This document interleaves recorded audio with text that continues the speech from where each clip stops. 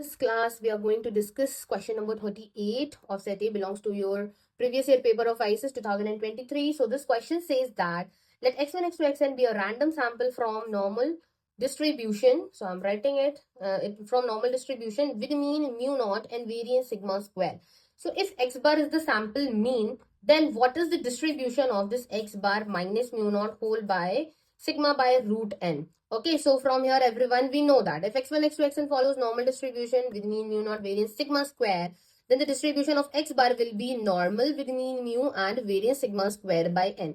I have written it directly. If you know it, you can again derive these values, but if you don't have any idea about that, how I got this distribution of x bar, for that you can join my live classes. You can contact me on Instagram as well as on WhatsApp, right? So I got this distribution of x bar, which is the distribution of sample mean. Now here it is a form that we usually use in the central limit theorem. X bar minus mu, so it will become mu naught, right? Because the mean is mu naught here, so it will become mu naught. So x bar minus mu naught, subtracting mu naught, that means mean of this x bar from this x bar, and taking the standard deviation in the denominator.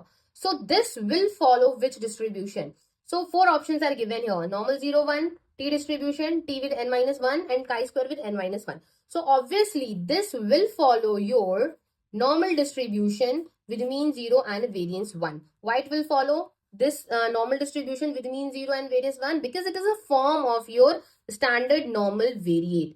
Okay, and sigma is known, mu is already known, mu naught is already known. That means mean of the population is already known, the standard deviation is already known. So that is why it will follow your normal distribution with mean 0 and variance 1. Okay, so in some of the cases, suppose at the place of sigma, if they are using s by root n, so in that case, it will follow your t distribution, right? So accordingly, if we are having different values of the parameters, accordingly, there will be change in the distribution as well. But right now, here in this case, sigma is known to us. So that is why it will follow your normal distribution. Okay, I hope you all get this concept, and if you want more detailed explanation, for that you can join my live classes. So thank you everyone for watching this video. Have a nice day.